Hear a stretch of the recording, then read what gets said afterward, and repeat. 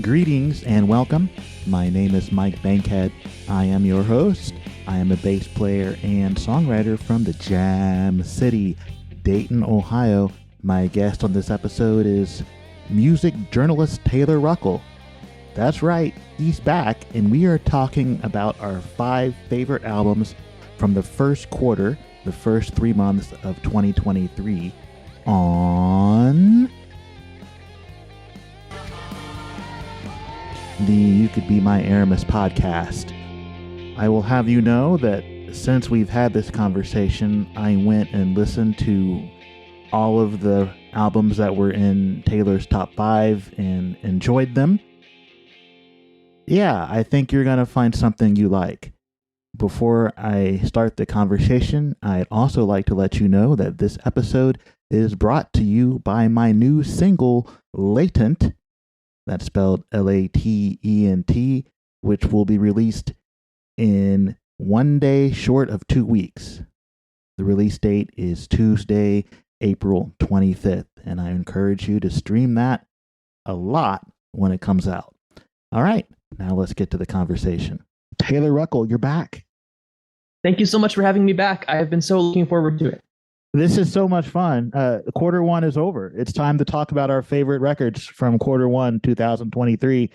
And as the guest of honor, as per usual, you get to go first. I am honored. My first record I want to talk about is a record by a singer-songwriter called Sunny War, and it is called Anarchist Gospel. And this is an artist who made one of my favorite folk records of 2021, which was called Simple Syrup. And this might be recency bias talking, but I already feel like this one might be even better. She's this incredibly talented and very bluesy acoustic guitarist. She has a super rich voice, and she's found this really nice groove as a songwriter too. And it's one of those records that I was aware of kind of dimly for a while as it was in the rollout process. And then last week I finally sat down and listened to it, and it just blew me away. She's featuring other great vocalists like Chris Pierce, who's a folk singer who's also made records I've really liked. She's doing some really interesting things like there's a Ween cover on this record. I was pleasantly surprised to learn. I'd listened to this record 2 or 3 times, and then I looked up and I go, oh my God, that's a Ween song. So that's always, you don't expect that on a Nashville Americana record, and this is not your typical Nashville Americana record. She described herself as folk punk, and this doesn't really sound like what you'd expect from that if you're into something like Pat the Bunny or AJJ or what have you.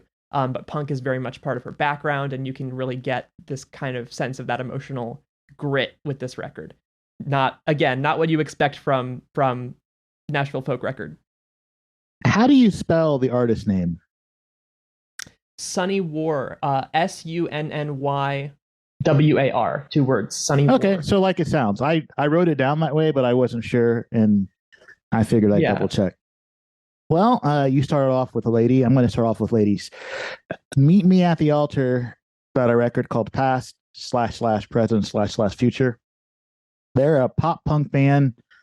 3 ladies. They're young ones from the looks of them.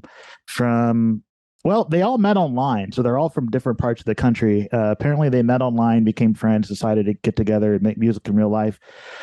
The record is a lot of fun. It will remind you of old Green Day, Good Charlotte, Blink-182, that kind of sound, layered guitars and punkish. The record's a great listen. The only thing I have to say that could be construed as remotely negative is when I discovered this record and really loved it, and then saw that they were doing some late night TV spots to promote it. I'm like, cool. I love it when you go see a band do like Letterman. Well, it's not Letterman anymore, is it? But it's like Fallon or whatever the late night show is. Let me go check out these performances, and they are not playing on any of the performances. The music is piped in, and they are lip syncing to the music. And I'm like, I was very disappointed. I'm assuming they can actually play because I think they're going to go on tour, and I would definitely go see a show, but I was a little wary and slightly disappointed when I saw them on the live TV shows. But the record's good.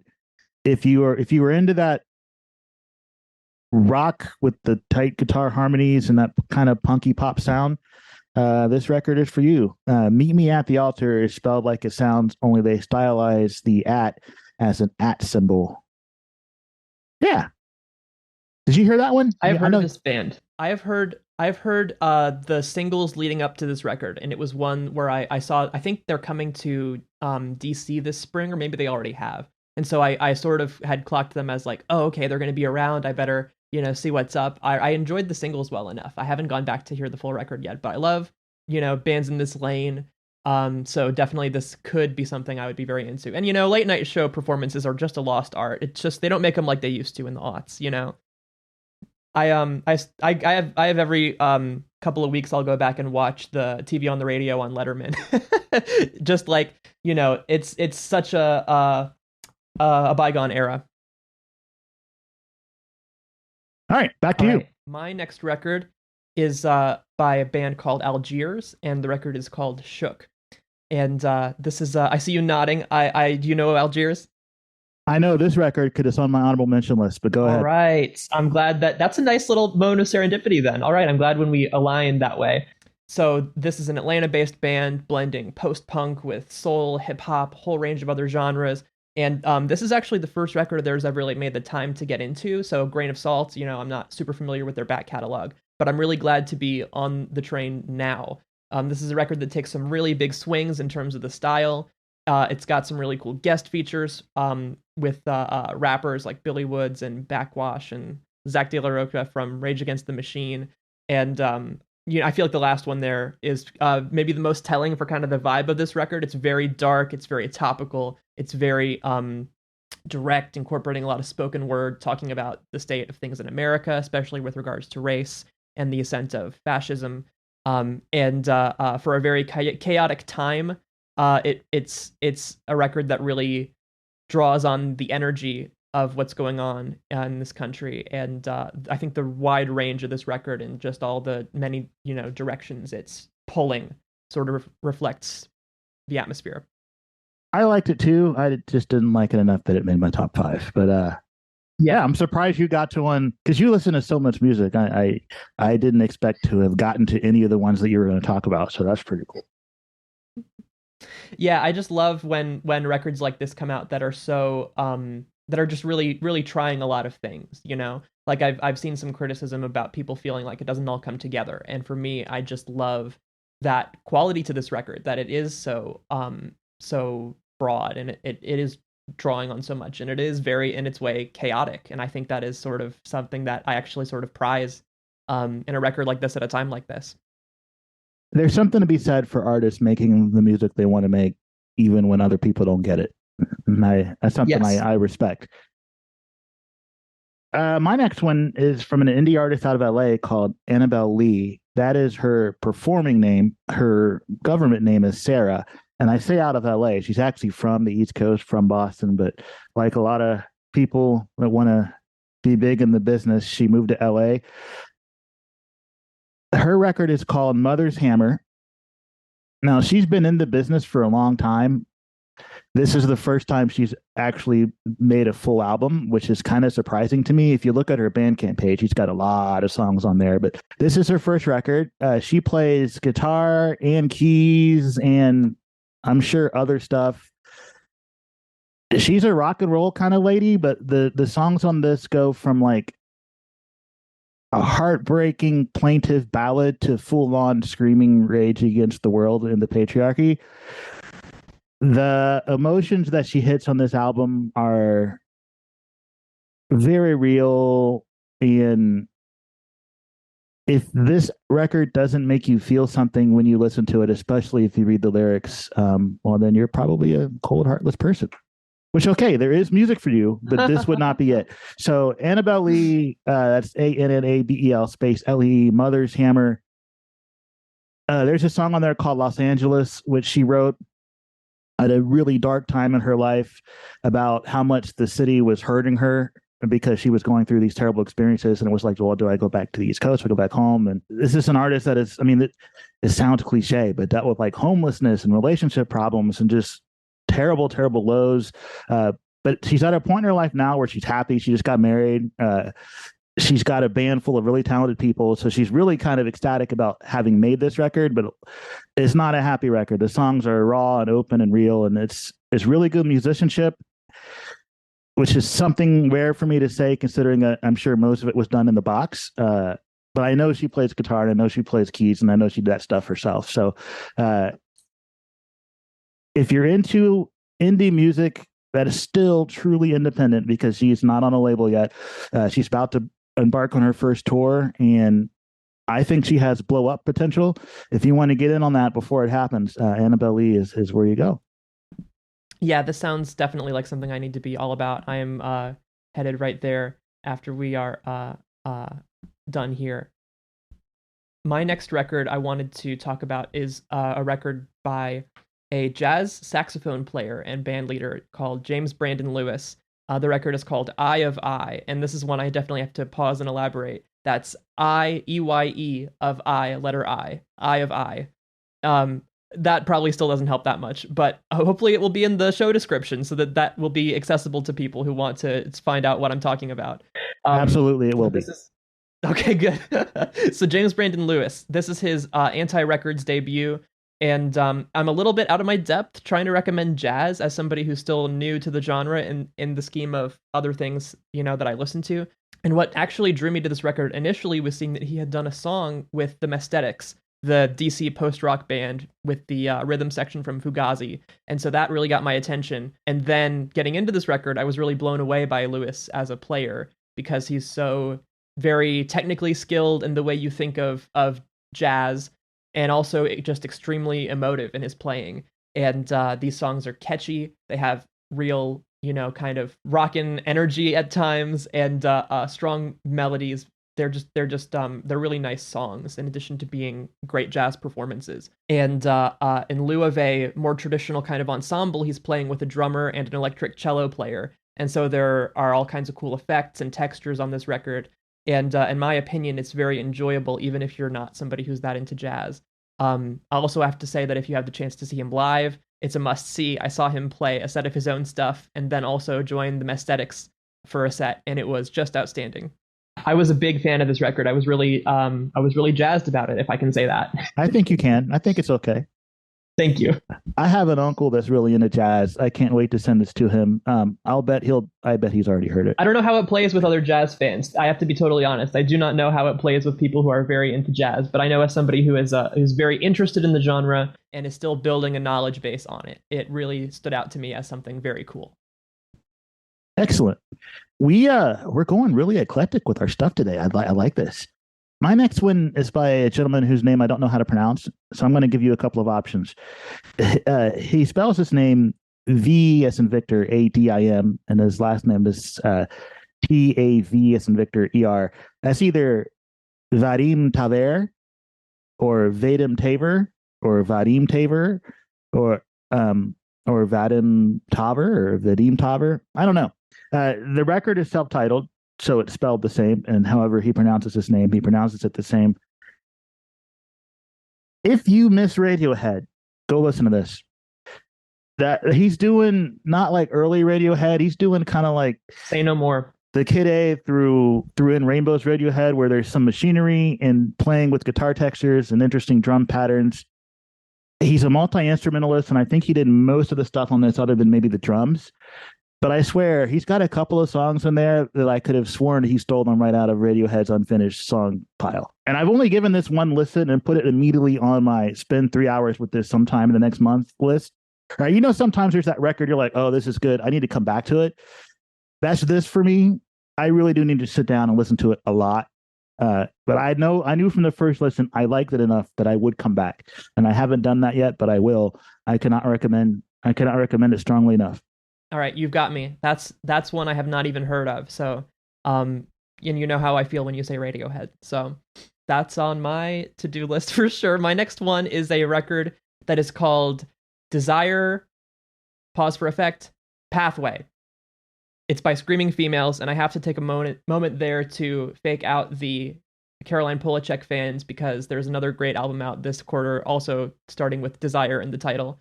That could have been an honorable mention for me. But I want to talk about Screaming Females. Is this a band that you're familiar with? I've heard the name. I could not tell you anything about them. Mike, this is a band for you. This is the 8th LP. They're a indie rock trio from. Yep, I know they've been around since the early aughts, and they're an indie rock trio from New Jersey. They're very DIY in their ethic, and they're very classic rock in their approach to making guitar music. And Marissa Paternoster is their singer and lead guitarist, and she's got this super one of a kind, deep, commanding voice, and she's an all-time virtuosic guitarist. And this is their first record in 5 years. It's a lot shorter and more focused than their last one. They put out a double album, I think, in 2018 that was also very strong, but I think this is a better sort of entry point if you haven't heard of this band. There's some really great standout jams. My favorite song on this record is called Desert Train, and lots of riffs. They're a rare riff band in this day and age. Yeah. And they rock. They just rock. This is what I'm saying. They rock hard, and they still do after they've been, around since the early 2000s. And another band that I've seen live in the last year, and it was absolutely one of the best live guitar performances I have ever seen. I had the chance to do a feature with this band for Flood magazine, breaking down track by track this new record, and they're a really cool 3-person songwriting unit who have all been together the whole time the band has been in existence. No lineup changes, no, they've just been grinding it out on an indie label, the 3 of them, for like 20 years now. It's very, very cool. I admire that perseverance, and I'll go find that article and link to it in the show notes for when this goes up so people can read it. Because, I like reading your features. They're all really interesting and good. Thank you for that. Next for me is one you probably knew was coming. Daisy dropped an EP in the first quarter. It's Richmond, Virginia's own Daisy, and I think he's going to go on tour. I don't know who with, but I think I remember he was going to go on tour. But as a recap, if you like Fountains of Wayne, but wish they were a little less produced and used a little bit more distortion in their guitars, that's Daisy. Short songs, catchy, hooky songs, whimsical, sometimes a little telling a story about himself lyrics, but not a lot of lyrics. It's essentially a less produced, dirtier version of Fountains of Wayne. So if you like power pop, you'll like it. It's an EP. It's great. It's a quick listen. It's ear candy. I will probably go get whenever Daisy drops stuff, I'm just going to listen to it on repeat. Yeah, I have not heard this in full, but it's one of those releases that plays automatically, algorithmically whenever I finish, anything else on this list that I'm listening to. Things like, other guitar centric music that I listen to. Amazing stylist, just sounds so good on everything. Yeah. I just have to say, like, anytime a song comes on, it immediately grabs your attention. It's like, oh, who is this? Of course, it's Daisy, So that's awesome. I'm so glad. A lot of people seem to be digging the new stuff, and that's really cool to see that there's this kind of, at least on an indie basis, this very, very cool groundswell of popular interest. And it was a Chicago indie rock writer that turned me on to this artist. So Taylor, your job is important, because I would never have found this person otherwise. No matter what Ed Sheeran says, right? Right. Well, I don't want to go into my feelings on Ed Sheeran on this podcast, but we'll get to that another day. That could be another podcast.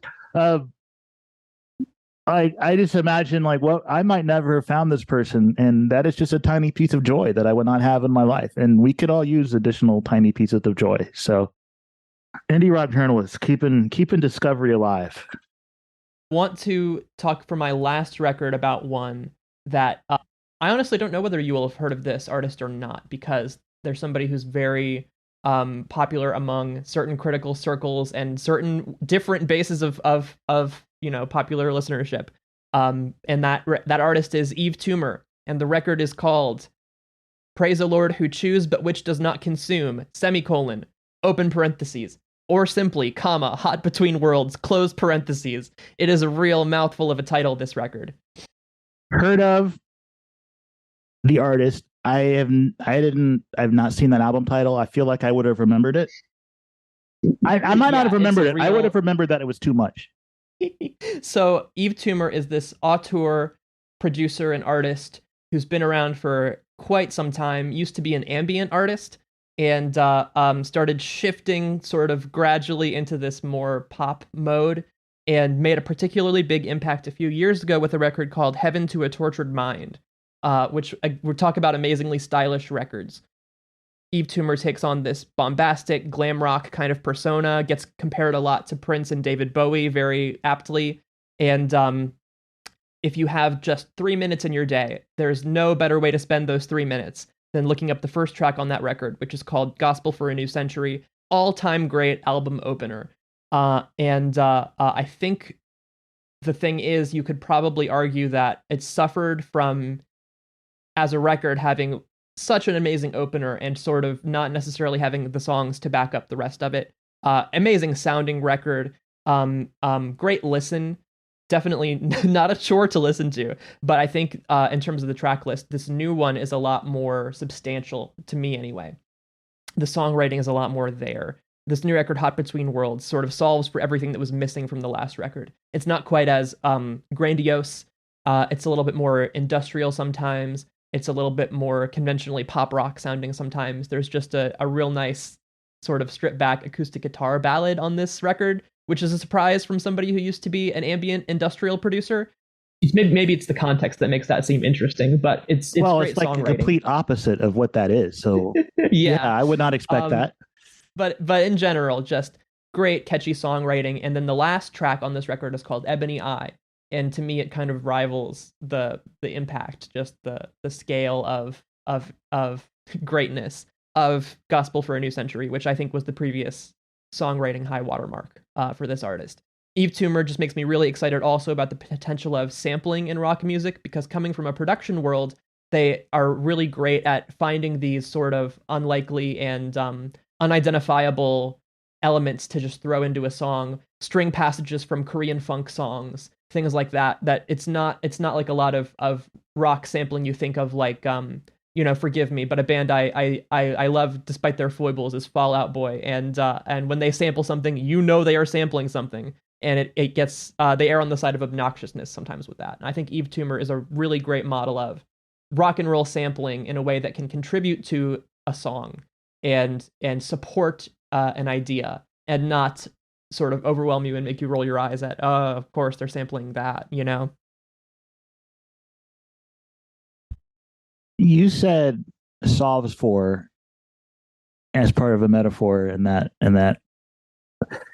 your soliloquy, and I just thought that was really awesome. Thank you. I can't wait to go back and listen to it and chuckle again. Yeah, you have totally a way with words. Thank you so much. I really relish the opportunity to spit a lot of them out, and it's nice that sometimes there's some good ones in there. Yeah, more often than not. My last one is another indie artist out of LA. This is a lady that I actually met in person, and also had on my podcast. But the record is good, and it came out in the first quarter. If the record wasn't good, then I wouldn't have been mentioning it. But she put out a record called Cognizance in January, which you can get on double vinyl. It's Brenda Carsey. That's BREND space CARSEY. Cognizance is on double vinyl or on single CD or on her Bandcamp or streaming. It's kind of a neo soul R&B kind of feel, which is not what you would expect from a white lady. She's a pianist, really big kind of voice, which you do expect from someone who's in this space, right? If you're going to be in that space as a genre, you better be able to bring it vocally. And she can. Very honest and open songwriting. She's got a song on there called Home, which talks about her upbringing and her father abandoning her and her mom and the struggles she had. And like I emailed her and I was like, is that actually autobiographical? She's like, yes. I was like, whoa, because there's some serious stuff to sing about. But the songs are good. And it was very important to her to get really talented people to play all the parts. Everything there is played.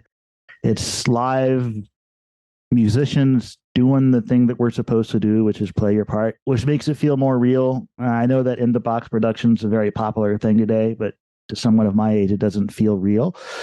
This feels real. And one of the bonus tracks that she has that's on the vinyl, but not on the regular one, is a live session of her band in the studio playing a song. So instead of tracking it in sessions, that's for most of this, even though it was played by an actual person, the bonus material is actually them in a room doing the thing, which is so cool to me. And I like it because I like neo soul, and I don't listen to nearly enough of it. And it's kind of funny. I was trying to track down more neo soul music in the first quarter over an Audio Mac, and so much of it was singles and not albums. And it's like, can't I find somebody that wants to make albums no more? So yeah, this one scratched that itch, and it's an actual album. So Cognizance by Brenda Carsey. And now we are to honorable mention time, Mr. Ruckle. I have so many of them. I liked a lot of the standard music critic fare this quarter. I know there's so much buzzy stuff. Like there's the new 100 gecs record that I thought was very good. I don't know if I like it quite as much as their first one, but I can get into some hyperpop. I liked the Caroline Polachek record. I liked the new Danny Brown and JPEG Mafia record. One that, I thought you and I might have something to talk about is the new Quasi record, Breaking the Balls of History, which I thought was such a fun record and really energetic. I had so much fun with this. It's like it's so snappy, it's so energetic, it's so taut. It's just a really nice 30 minutes of fun rock and roll music. I interviewed them, and something that Sam Coombs said was, if it's not fun, it's not rock, basically. Or if it's not fun, what are you doing? And they bear that out. They embody that very, very well. Some of my Quasi is on my honorable mention list. We Are Scientists is still making records, and I listened to their latest one. It was okay. I just wanted to let people know that if you like this band in the past, they're actually still working, and I had no idea. Philip Selways, also known as the drummer from Radiohead, his new record's pretty decent.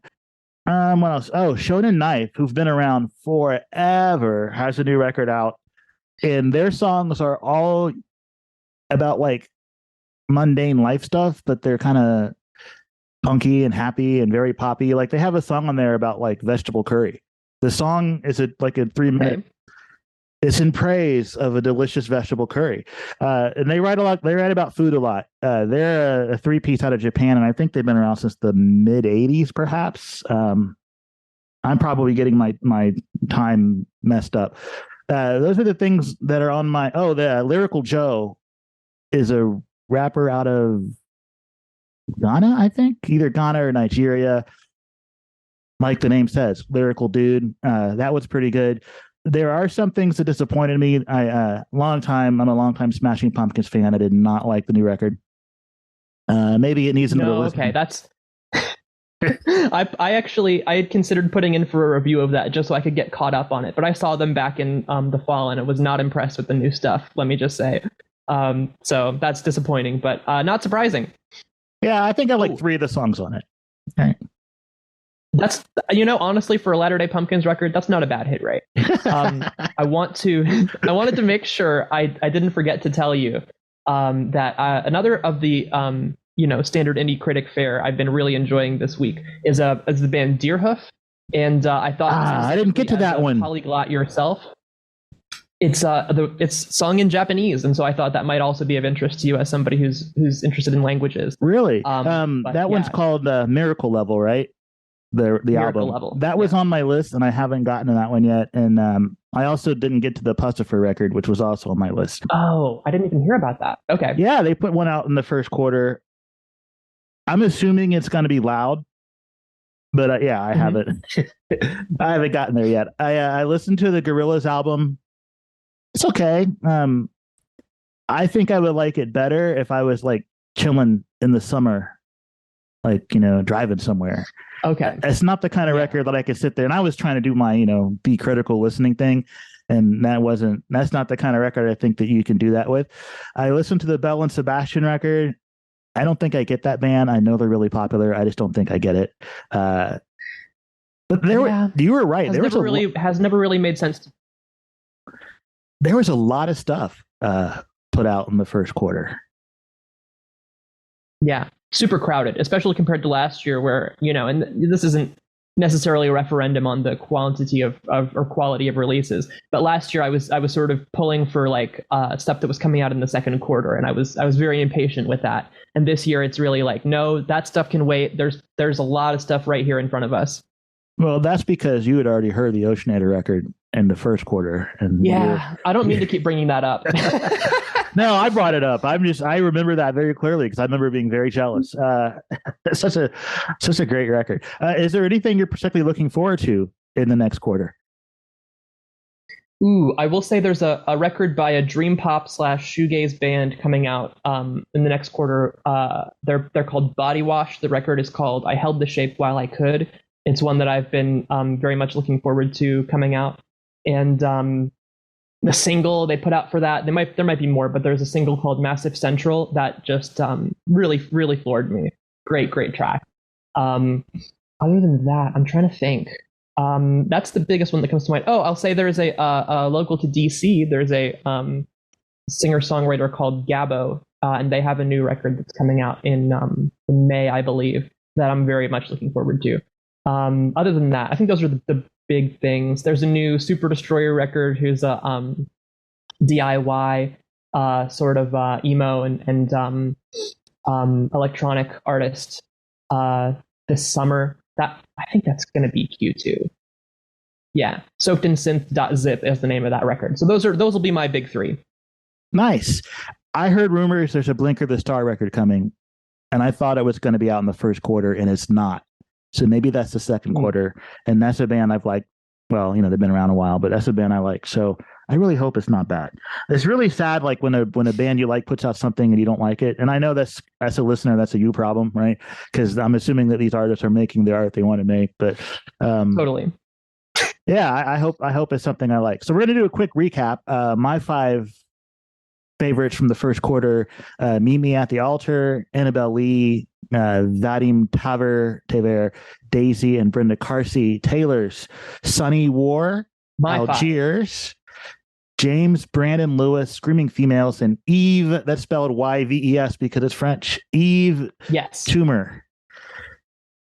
So I have work of your 5. I heard one of them, so I have some records to go listen to, and all of these will be in the show notes. And I'm going to try to link to either their websites or their Bandcamp pages, so that all you have to do, dear listener, is click and go discover some music that Taylor and I thought was really good in this quarter.